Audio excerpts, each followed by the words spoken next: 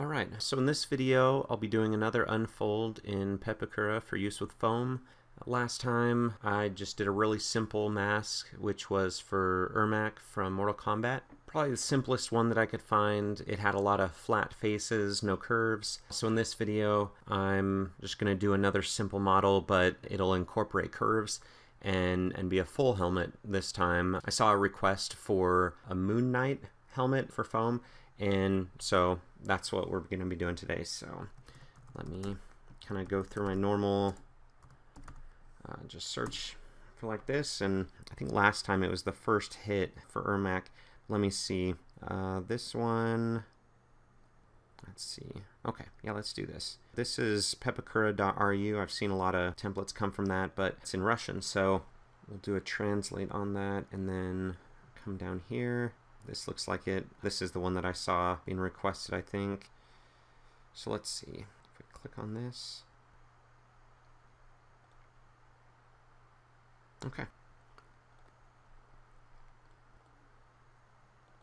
Alright. First thing we'll do is kind of what we normally do is remove all of these tabs that usually come with Unfold for use with paper. So we'll go ahead up here to 2D menu. Show flaps, we'll turn that off, and then now we just have the simple shapes without anything else attached. And then let's see, what I like to do first is go up to other settings. I'll kind of go over this in a second, but for right now let's just make sure that that threshold right here is 0.01 and go OK. And then first thing I like to do usually is just go through, since I've explained this before, but with Pepakura, when you're doing it for paper, every single one of these shapes that's on the page, you're going to be cutting out of the paper and then using that for the model. When you're doing foam, you're just getting the shape basically so you could trace it out onto the foam, so you're not going to need all of these.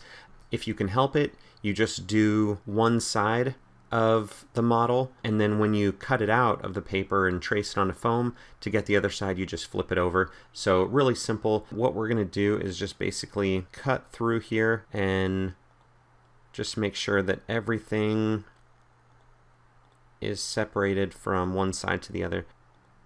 Okay, so now that we have that so that, you know, it's basically right down the middle, let's just start joining things together. Just so that we can remove all of this in one go.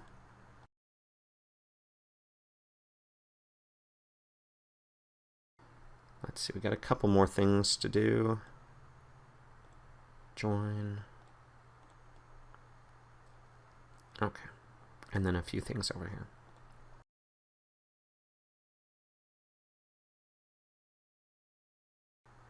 Okay, so I think that should be it. Basically everything, this is kind of how I start off everything, is just make sure everything over here. So basically what we're going to be working with for the most part is going to be this right here. It's going to be everything on this side. So first thing we'll do is really you just want to take a look and just see kind of where there's hard edges. So you see that angle right there. So I can, you know, what I'll probably start off with is just making sure that this is all one solid piece. We got a few breaks right here, so we'll join those. And that kind of goes to here, so let's just bring that together. So then what we have with this is, and then we'll orient that. What we have with this is just, you know, one solid piece. We'll probably clean this up just because if you trace it out on a foam like this, you are going to have a lot of seams here. You're going to cut right here, going to cut right here, going to cut right here. That just creates more work for you. If you fill in seams, then you're going to have a lot of work to do. If you don't fill in seams, then that'll just, you know, make your helmet a lot uglier because then there's a seam for every single one of these. Yeah, we'll clean that up later. And then what I'll do is, looking at this piece, looks like even though there's a little bit of a concave kind of goes in a little bit right there, that's pretty flat, so let's just join this together so that that's a solid piece right there. And then this looks all right. Let's actually, this is basically the same as the side of the head up here is basically the same as the cheek, so let's do that. So you have really two 2 pieces. Again, we'll clean that up. And I'm kind of just going through like that and just seeing kind of what I can merge together that are pretty clear pieces that don't have a lot of hard angles or anything. And then I just set them aside and worry about that later. For each stage of the process, I kind of just put them to the side. So looking at this now, I'm seeing this nose piece. When it's small like that, it just doesn't make sense to basically make 2 separate foam pieces and glue them together. So since it's small enough, yeah, let's go back into here and kind of, where did I merge these? Right there. Yeah. So then let's find that again right here. Let's put that over here. Yeah, that piece I don't want to be separate. Right here now, I talked about in the last video kind of about how the thickness of the foam is going to take care of this right here. When you're working with paper, of course, you actually have to build that in, but the thickness of the foam may be good enough. If we're looking at this, let's get the measuring tool out and let's take off the texture as well. Okay, so that's better as well. We can just see kind of where the hard angles are. If we go here, we can set it to 180. We see where all of the edges are. Okay, so right here like this, going back to this piece, is, we'll actually take and measure this. That part right there, 5 millimeters. A lot of the foam you're going to be working with probably for this is going to be 5 millimeters. But then up here, it gets thicker, 9 millimeter. So depending on how thick your foam is, if you're one of those people that works with really thick foam, you can probably get away with that. Most people though, they're going to use thinner foam. Let's just keep that. Yeah, let's just keep that in there for people that build with thinner foam. Let's move that. These eye pieces, let's just move those over since there's not really much we're going to do with that. This here, since that's going to be the edge of the foam, I don't really care if you're going to be using 3 millimeter foam or 5 or 6 millimeter foam. The foam can cover that, so we're not going to have that. We're just going to move that out of the way. Now moving on to this piece, let's just leave that right there for now. That's a pretty straightforward piece. There's not much to it. We'll keep it like that. Let's look at the back here. So I'm looking at these angles to see if it's going to be much of a problem to have these just merge together. I think what we're going to do is we're going to merge that together so it's a solid piece, or will be a solid piece. And then since this piece right here, I don't think there's any reason to have that separate, so what we're going to do is just merge this together. And yeah, let's just merge that as well. Okay, so now looking at this, we actually have it so that's going to be a solid piece. Again, I'm kind of looking at the angles and seeing that it doesn't have any real issue with being just one solid piece. And it's already small enough. You know what, let's go ahead and do the same with this side. I know I'm not supposed to just because I already separated this out, but we're going to do it anyway. If we cut through here so that it's symmetrical, basically has all the same, the same look and feel as the other one.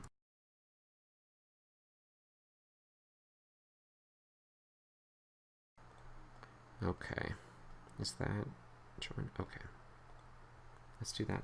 And then what we can do is go ahead and merge that so it's basically the same. Let's go ahead and move that off to the edge. We'll clean that up later. This piece, where is it? Right here. That piece I'm trying to think if we want to make it so that it's just a hole right here when we cut out the foam, and then we just take a random piece of foam and just put it behind this area. It's going to lose some of the angle if we do that. So if you wanted to build it really quick, you could actually do that. Just cut, put it together so that this, you know, these pieces aren't even in there, and then go in with a scrap piece of foam and just glue it in so that it's, you know, really simple like that. But we're gonna do this so that people can make it look nice. If we join this together, there's a little bit of overlap here. If we put on this side, all right, that's good. No, it's gonna have to be this side, and then way too much overlap there. So yeah, actually I'm okay with that. So if we cut out, if we trace it on the foam and then cut out this area, then we can also cut out this area and then cut out this area, glue it together, and it'll actually make that, you know, make that indent for the ear hole. Okay, I like that. Move that over. I'm trying to do this really quick so you don't have to, you know, watch me do this for, you know, a half hour. Let's see. I kept this separate right here. Kept this separate from this just because I am seeing some angle right here, and rather than just join it all together, I want to make sure that that, you know, that stays there. Let's see. Yeah, let's do this one as well. Separate that. That's the only place that this is joined with this side, so let's join these together, and then if we join that, it moved. So let's see, here it is. Bring that down here, and then, yeah, okay, so this is oriented right. Yeah, let's leave it like that for now. We may go in there and, you know, merge some things together, but for now, let's not. What is this? This piece. Yeah, we'll leave that there for now. And then this, you know, that's good. One thing I do like to look for is, if you've ever worked with foam before, you have some skinny pieces that you're putting together. You know, you'll start gluing down here, move up, move up, move up, and then before you know it, by the time you get to the end, this piece will be longer than this piece because you just didn't glue it together right. So what I like to do is try and make my cuts right on the edge matching with other things. And so, for example, if I have this and I'm gluing, if I'm gluing the earpiece together with this piece, then I can basically say, hey, this corner starts up here and ends right here at this corner, and then when I glue it together it matches up perfect. And then, hey, I go in with this piece and, you know, I glue it to this edge, and it's going to glue all the way to this edge, so I know that that's going to match up. So that way I don't have too much overlapping. This piece is going to match up right in there with these. This one is going to match with this. It doesn't match up perfect with this, but you know, that's fine too. So that's just kind of how I'm looking at things to make sure that things match up nice. And then this actually, the chin piece, I always kind of like it when the chin pieces are just one solid piece. So that's just my personal preference. So I'm going to put that, and then I went over to the other side again. So right there. Okay, so we're pulling this one down here, and then we'll orient that. Okay, so this first part, this first step, where we're dividing everything out into their basic pieces is done. Now I'm going to move that back over, and then as we're done fixing these and kind of how we want them, then I'll just move them back over again. So let's start off with the top again. So looking at this, if you, like I was saying before, if you were to cut this out into foam, then you basically have this seam in the middle, this seam, this seam, this seam, and this seam. So rather than having 1, 2, 3, 4, 5 seams, let's see if we can cut that down into like 3 or 4. So I'm looking here, and here's kind of a trick that we can do, is just separate this out. So I'm going to cut this into pieces and then join it with this piece right here. So if you watch this,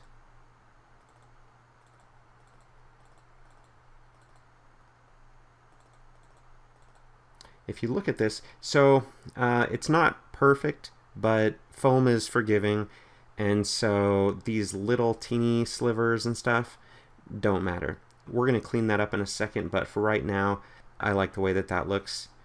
We basically turned two separate pieces with a seam into one, so that's good. I like it.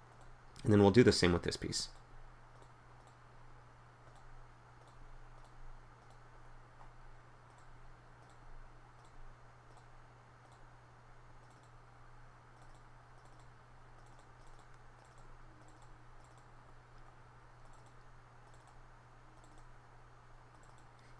Okay, so we've done the same with this piece, and then let's go ahead and put it like that. Okay, so now instead of 5 pieces, we basically, 5 seams, we have 1, 2, 3 seams. Yeah, so I like that. And we'll move this off to the side, and then move on to some other areas where we'll do the same thing. So let's see if we're doing this, we'll orient that. And then this piece is basically the same thing we're going to be doing. So let's move these two over. And you know, when I'm looking at this, so I think I talked about this in the last video. When you're basically joining these things together, rather than you know, having it like this and having it like that and having like a giant seam right there, you know, join it together on the larger ones so that you have a small seam like that. So let's basically make all the breaks be in this side.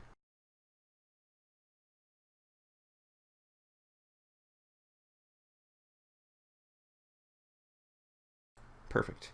Okay, so that's basically how we're going to have the piece when we trace it out. So I like that. That looks a lot better. And it's much better having it like this, where any kind of overlaps or breaks right here are spread out over the piece evenly, not like this where you have like a big fat overlap right there. And then we'll just do the same with this piece.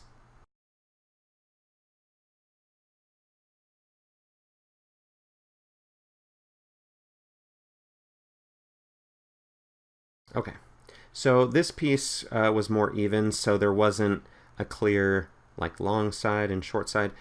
This one was basically the same, so we just did it like that. Then that's already moved over basically, so let's get that out of the way. And then let's move over here to this one. This one's going to be interesting. Let's see. Okay, so here's something to you know, make note of. What I like to do when I see an overlap right here, these two pieces are overlapping. We obviously can't have it like that. And then there's a break right here. Basically what we're going to do is to basically move this down, join it with these edges, and then that'll help take away this just by having the other piece down here. So let's do that. Very good. Now we have barely any overlap, and this side has no, you know, break right there. This one will just do the same and take care of that. Actually, first to make this symmetrical.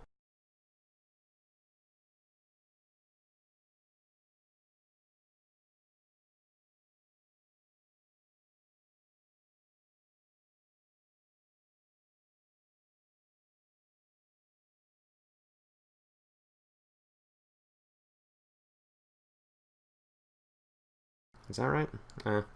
Oh well, it's not going to be perfect, but it's good enough. Okay.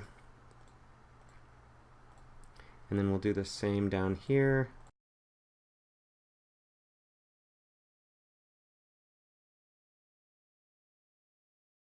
Okay, so that is now, oh, let's, yeah, just so that we don't have a, you know, if we were to do it like this and we were to join it down here, we have a large break right here. Let's just join it in the middle, and then it's basically matched up. Okay, so then we basically have it like this here now. Let's move this off to the side. We're done with that. That's how it's going to look when we want to cut it out and trace it out in foam. This one is, yeah, we don't need to clean that up. This is fine. Yeah, that's honestly fine. We'll just cut it out like that. This is fine, this nose piece.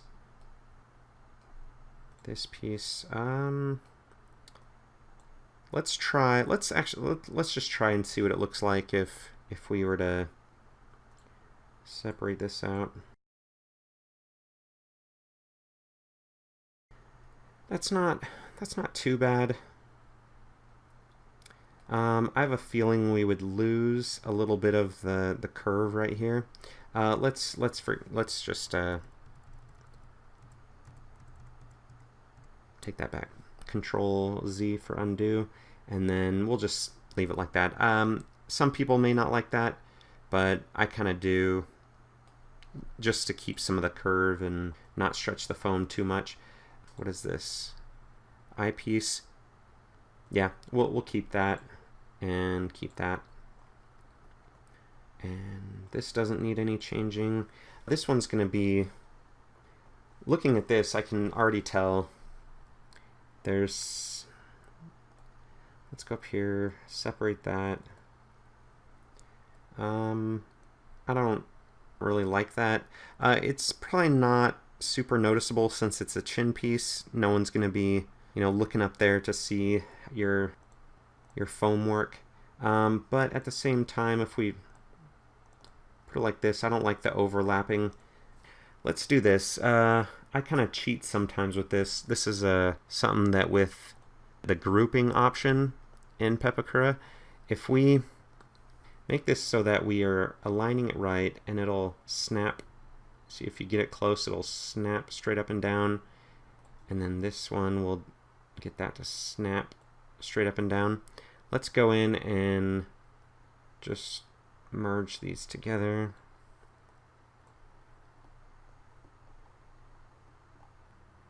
Okay. These are basically matched up perfect. Now what we're going to do, now mind you, this we're going to do this after we do any cutting or anything like that to this. You know, when the pieces are final and you want to put them together, then do it. So now it acts as one piece. When you go up to grouping and then group, you can always ungroup these, but for the most part now it just acts as one single piece. And when we clean these up, you know, no one will know the difference. You'll lose a little bit of this curve right here. You'll see this curve just because the two pieces aren't going to be, you know, smashing together and creating this curve. But honestly, that's something you can do with like a heat gun or whatever. But at least, you know, it looks nicer and it's easier for cutting out and tracing. Okay, so now we've gotten to the next phase where we're actually going to clean these up. You know, take out, you know, if you're making the pattern for yourself, you may not care as much. But if you're making the pattern for other people, you don't want them sitting there wondering, okay, am I supposed to cut this out? Do I just cut around the outside? Or, you know, what am I supposed to do in here with all this mess? So what I think is especially this piece, you know, beginners may not know what to do with that right there. Who knows? So what we're going to do is we're going to go in here. I know a lot of people will go in here to the eraser tool, and I used to use this a lot, and then just kind of like erase in here, take out these lines, and then it's a solid piece. You can do that on some more detailed models. You may not want to do that as much just because it takes so long, but what I like to do actually is going up here into settings, other settings, and I talked about this a little bit before, advanced, and then going in here, I like to set the threshold maybe to about 2 millimeters. That way, when you have edges that are really close together, it'll actually just merge them, but it only happens when you're cutting and joining and disjoining. So if we cut that apart and then put it together, all except for these few merge together. Same thing with this. Those lines disappeared. Those lines disappeared. And the nice thing about this as well is if you do have an edge you like that you want to keep, if you use the eraser tool, you basically take it away. But when you use this, it keeps all those edges. So you can use them for mountain valleys. This obviously isn't going to do anything because it's not really actually joined together. Let's try right here. Okay, that was perfect. And okay, this is where it'll matter the most, I think. Even if we went down here and joined it right here, it'll, yeah, see the whole thing merged together. So that's perfect. That looks really nice. The only thing we're going to do is now go in with the eraser tool, and then we just have less work to do. So take those out and then come over here and look at this. So instead of having that, now no one even knows that there was anything even there. I don't think there's anywhere else we need to worry about. Let's go ahead actually and just so that there's not all these mountain valley lines, let's go ahead in here and just, I don't know, it's 150 good? Yeah, that's fine. I guess there's a couple more. See, this will be fine to keep these in. That way you know kind of where to cut right here for this angled piece on the chin. Anywhere else that kind of matters? I don't actually think these matter. Let's actually, you can keep that if you want, because that's kind of part of the angle right here. Keep that one, that's part of the angle right there. Not necessary, but yeah, we'll keep it. And then of course, yeah, the angle for the eyes. And you can watch if you delete, if you erase these lines, you can actually see them disappear from the actual model itself. But I think that's pretty good. There's not really much else that you're really going to be too concerned about. Okay, so we're actually pretty much done here with this. Let's see. Yeah, so now is just going to be the process of fitting them onto the page. What I'd like to do before actually doing that is go up to print and paper. Usually it defaults to A4, but here in the US we're letter because we do 8.5 by 11 inch paper. And then I would like to put my margins at zeros, but since the printer doesn't actually print that far, we don't want any part of our pattern being cut off, so we'll just put it at 5, hit OK, and then that'll give us the most real estate to place your pattern on as possible. So let's go in there, and then right now I'm just going to kind of organize this, kind of use my best Tetris skills, try and fit that in, and try and fit it in on as little amount of paper as possible. So I'll just do that now.